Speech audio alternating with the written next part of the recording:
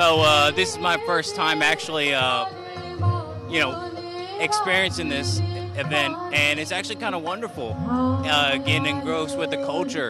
Yeah, especially the setting under the tree and then hearing all those beautiful voices and like this very beautiful music that really touches my heart and everyone's else's also, and seeing how so many people are gathering here and just listening and seeing, and it's very beautiful. It's my first time and yeah, super beautiful. আমি Australia থেকে আসছি, আমার ভালো লাগতেছে এখানে। এটা আমার প্রথম নববর্ষ এখানে, অনেক এনজয় করতেছি এখানে, ভালো লাগতেছে। আমার অসম্ভব টান কাজ করে।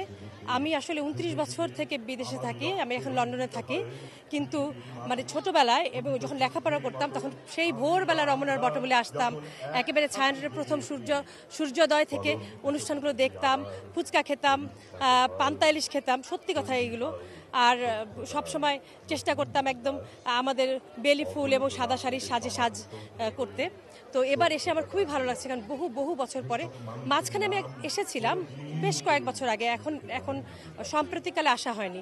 তো এবার খুব ভালো লাগছে, তবে সাজসজ্জা আগের চাইতে একটু কম মনে হচ্ছে, লোক সমাগমও একটু কম মনে হচ্ছে।